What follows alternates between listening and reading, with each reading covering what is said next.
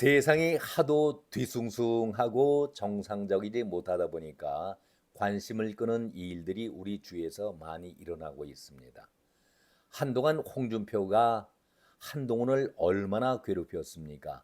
독설로 그것도 하루 이틀도 아니고 연일 20여일 동안 독설을 퍼부은 다음에 이제는 홍준표가 의협회장과 돼지 발정제 얘기로 세상을 온통 시끄럽게 하고 있습니다. 기사가 이렇게 폭주를 하다 보니까 며칠이 지나기는 했지요.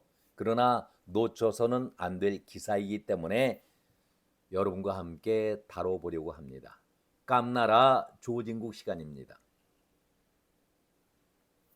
지난 2일자죠. 중앙일보에 다룬 기사였는데 중앙일보의 강찬호 논설위원이 쓴 강찬호의 시선 이화영의 옥중서신 속편은 언제 나오나 이런 기사였는데 많은 부분에서 공감을 할 수가 있어서 여러분과 함께 공유하고자 합니다.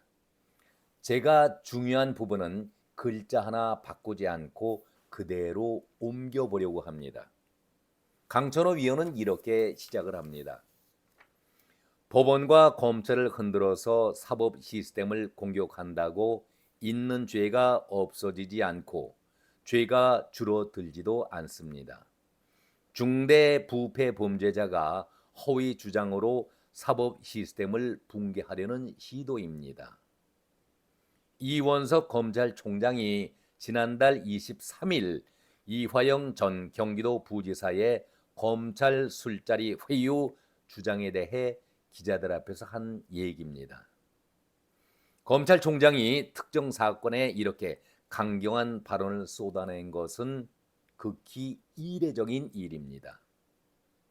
2003년에 송광수 총장이 대검 중수부를 폐지하려는 노무현 정권에 대해서 내 목을 쳐라 이렇게 맞선 적이 있었고 2005년에 김종민 총장이 강정구 전 동국대 교수 불구속 수사를 지시한 천정배 법무부 장관의 수사 지휘권 발동에 반발해서 사표를 낸 것 외에는 가장 강도가 높다. 이렇게 강찬호 논설위원은 시작을 합니다. 맞는 얘기죠. 정말 이 기사를 읽으면서 나쁜 사람은 자신이 빠져나가기 위해서, 자신이 살아남기 위해서 이화영이 감옥에서 살든 말든 간에 내가 대통령이 될 때까지는 그대로 참고 있어라. 무조건 입을 다물고 있어라. 이건 김용이라든가 정진상에게도 요구를 하고 있었던 것 아니겠습니까? 아니, 압박과 회유를 동시에 하고 있는 것 아니겠습니까? 아무튼 여기에 유동규도 1년여 동안 이재명을 믿고 버티다가 자신을 도와주려고 나오는 변호사가 자신을 돕는 것이 아니라 이재명을 지키는 간첩질을 하고 있는 변호사이라는 것을 알고서 회심을 했던 것 아니겠습니까? 뒤늦게 전향을 하면서 이재명을 공격을 하고 있었는데 아무튼 이재명은 자신이 살아남기 위해서는 자신을 돕던 사람들 4명인가 5명 정도가 숨을 거두는 데에도 눈 하나 깜빡거리지 않으면서 버티고 있었던 것 아니겠습니까? 그만큼 냉혈성을 지닌 무서운 사람 아니겠습니까? 한마디로 저는 인두겁을 쓴 그런 짐승과 같은 사람이다. 이런 표현을 한 적도 있었습니다. 박지원이가 김진표, 박병석 그리고 대통령을 향해서 쓰던 욕설을 잠시 차용해서 저도 그대로 인용을 해보겠습니다. 한마디로 못된 놈이고 개자식들의 장난 아닐까 저는 이렇게 말하고 싶습니다. 선거 전에 일어났던 그 일 4월 4일 날 결심 공판 앞서서 최후의 진술 때에 한 얘기하지 않습니까? 술판 사건. 선거판에 이재명은 이것을 아주 적절하게 이용을 했었고 결과가 야당의 승리로 끝나게 되긴 했지만은 선거에 영향을 줄까봐 검찰로서는 소가리를 하면서도 침묵을 지켜왔었는데 계속해서 선거가 끝나고 나서도 이화영의 술판을 거론하는 이재명에게 작심 이원석 검찰총장이 경고성을 날렸던 것 아니겠습니까? 경고성 발언을 하게 되니까 그렇게 떠들던 이재명과 당 지도부는 침묵을 하고 말았습니다. 왜 그럴까요? 이제는 이화영의 술판 얘기했다가는 큰일 날 것 같으니까 이쯤에서 덮고 다른 장사를 한번 시작해보자. 이재명이 머리를 굴리고 있는 것이죠. 그래서 이재명을 지키려고 그동안 쌓아놓았던 특검 창고를 열어보면서 이런저런 특검 가운데서 최상병 특검 그리고 김건희 특검을 들먹이고 있는데 대통령이 내일 모레 9일 기자회견을 한다고 하죠. 이번에 하는 기자회견은 주제 제한이 없다. 뭐든지 다 질문해라. 내가 답변을 하겠다라고 하니까 우리는 지켜볼 수밖에 없는 것 아니겠습니까? 그리고 차담회 이재명은 끝까지 영수회담이라고 주장을 하고 있는 그 차담회 때에 대통령과 차담회를 끝내고 나와서 1시간도 안 돼서 대통령의 뒤통수를 쳤던 것이 이재명과 그의 일당들 아니었었습니까? 한마디로 언론 자체도 비겁한 그런 모습이었다. 이런 기사를 썼는데 솔직히 이재명의 간교하고 가증스러운 모습은 우리가 한두 번 봐왔던 것이 아니기 때문에 결코 놀랄 일은 아니었었습니다. 여기에다가 이원석 검찰총장이 어제 한 얘기가 뼈에 아픈 그런 얘기 아니었었습니까?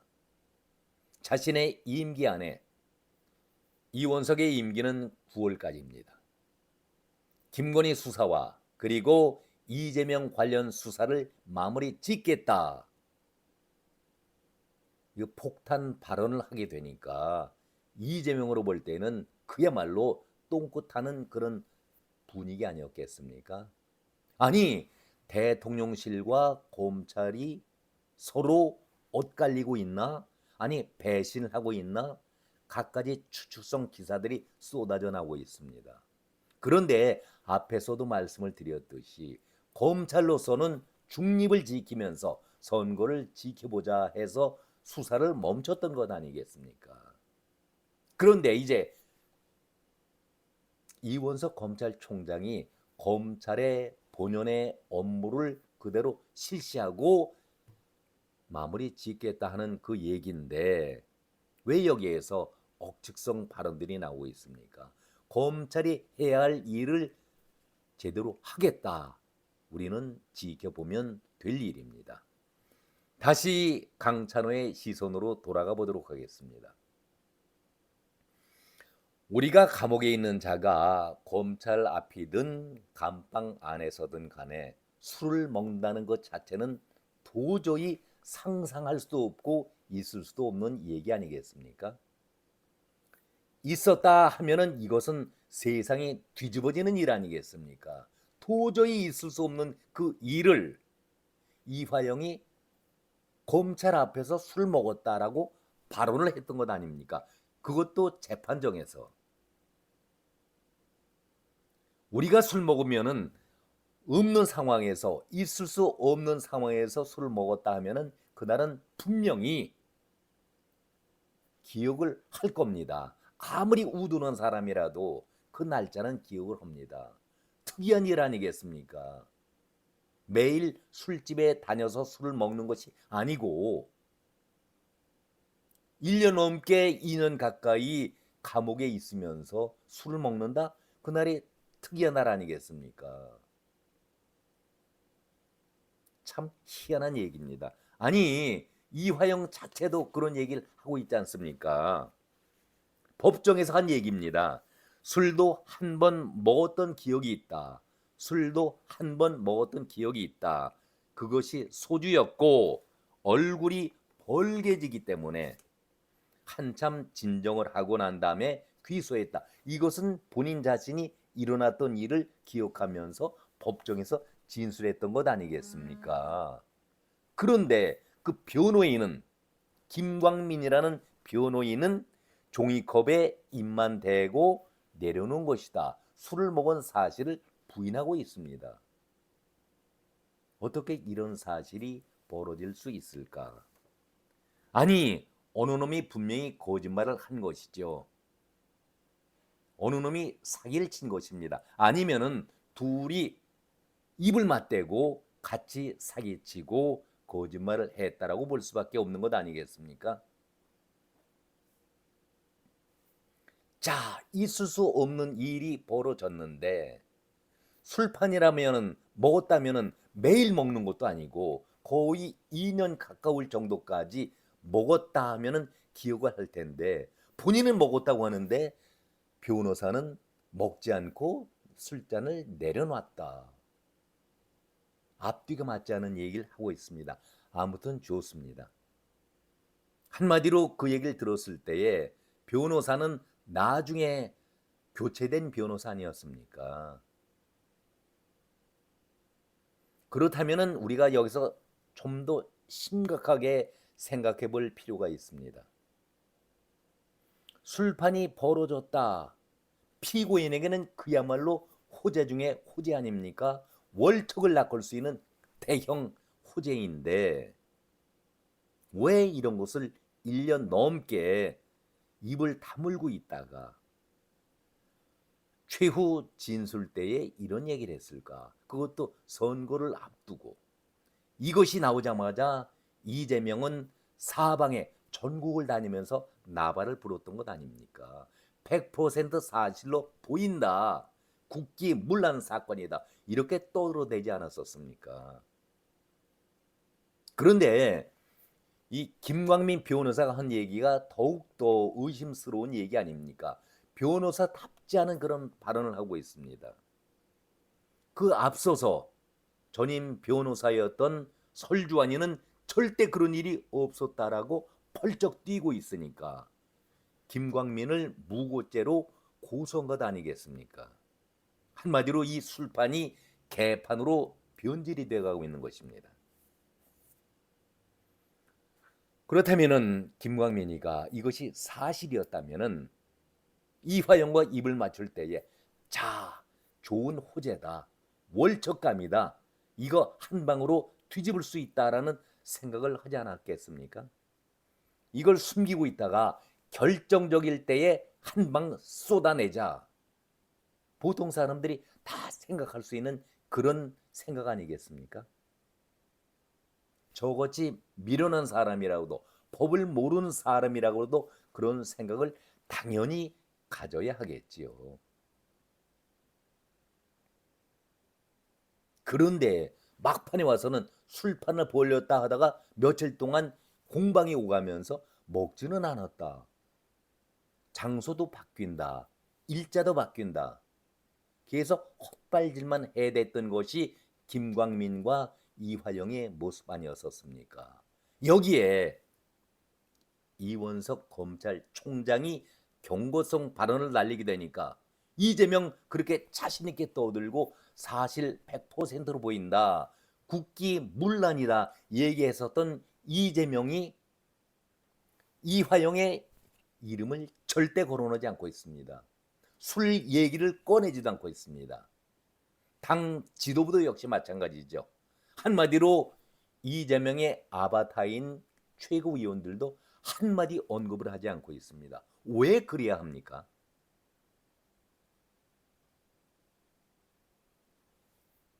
저는 이 얘기를 들어보면서 과연 민주당의 진실은 어디에 있을까?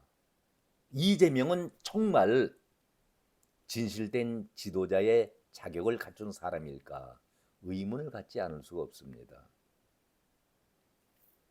그러기 때문에 박지원이가 김진표, 박병석이 그리고 대통령에게 헛소리 농자 얘기하고 개 자식들 얘기했다가 곧바로 아니 방송도 다 하고 생방송하고 생방송입니까? 라고 얘기하고 사과하는 이중적인 그 모습이 바로 이재명이 하는 그런 모습과 닮지 않았느냐 제가 묻고 있는 겁니다.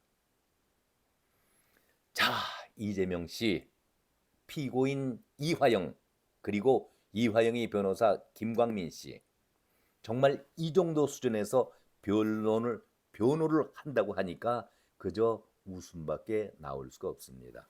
다시 강찬호 위원의 얘기를 이어가 보도록 하겠습니다.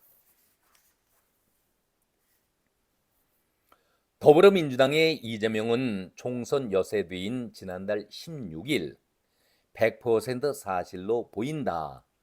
이것은 국기문란 사건이다.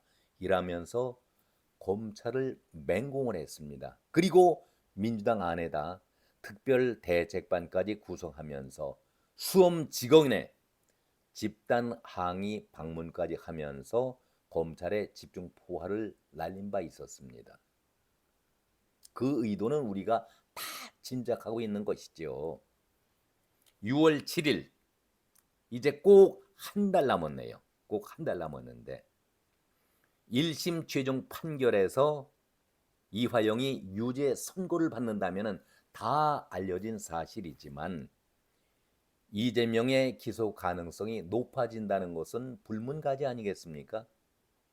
아니 도 차원에서 부지사가 북한과 큰 돈이 오가는 한두 1, 2푼의 돈이 아니라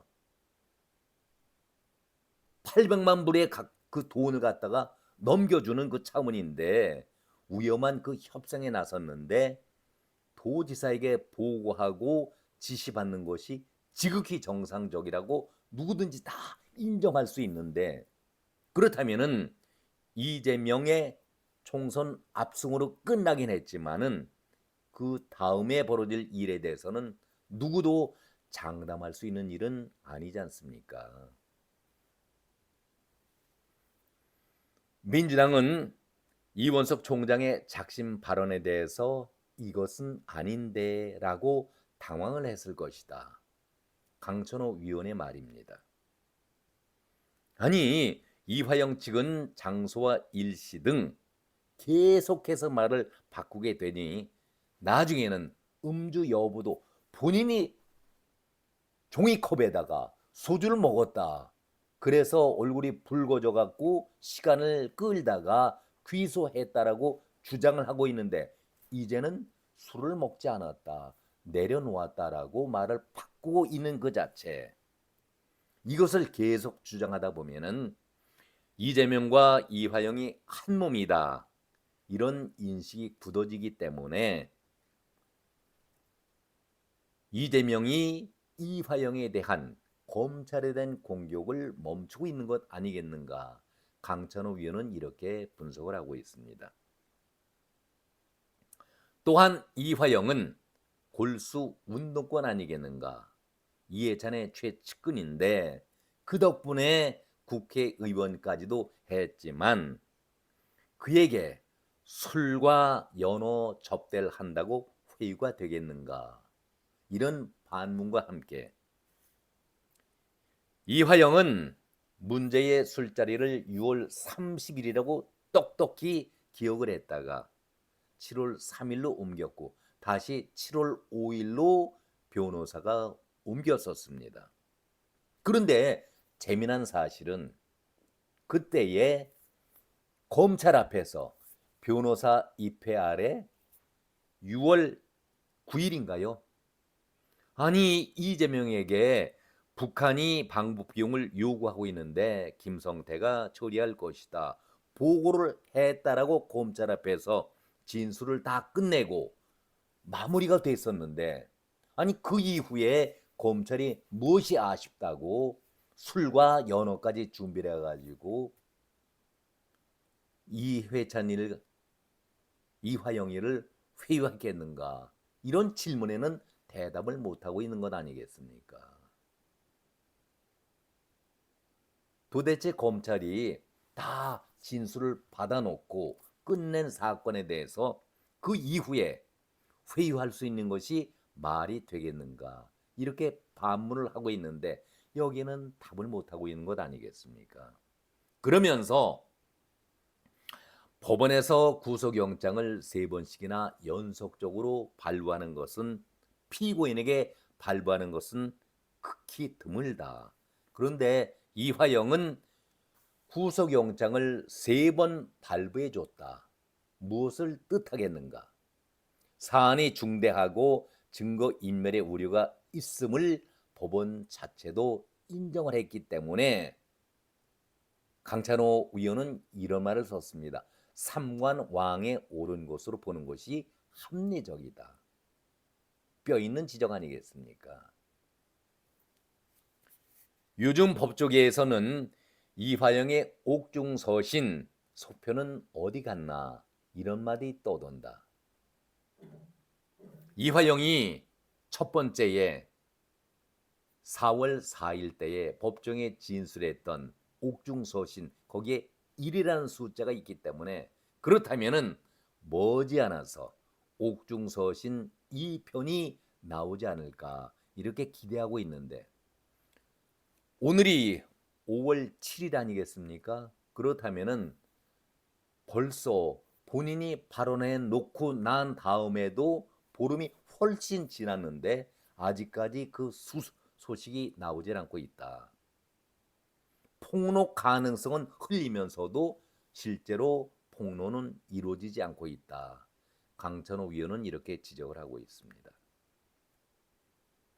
저는 이런 사실을 볼 때에 이재명과 그의 아류들이 이것저것 얘기를 만들어서 폭로성을 계속 시작하고 있지만, 그리고 창고에 여러 가지가 아직도 많이 남아있을 겁니다. 궁하면은 쥐가 고양이에게 대들듯이 옛날에 썩은 사건이라고 하더라도 자기들이 필요하면은 꺼내서 자기들의 그 몰려있는 분위기를 반전시킬 수 있는 사람들이 민주당, 특히 이재명 아류들 아니겠습니까? 소재가 다 떨어지면은, 궁해지면은, 저는 제목에도 썼지만은 문재인이 USB, 김정은에게 넘겨주던 그 USB, 그리고 김정숙이가 대통령 전용기를 타고 타지마을까지 여행 같은 것, 버킷리스트죠. 물론 뭐 타지마을 정도뿐만이 아니라 세계 곳곳을 다녔던 김정숙이기 때문에 버킷리스트에 대한 문제도 까발리지, 이것은 국민의힘에서 까발린다고 하기보다는 이재명이가 소재가 떨어지고 감옥에 가야 될 일이 가까워져 온다면은 스스로 까발릴 수 있겠다라는 그런 생각도 가져봅니다.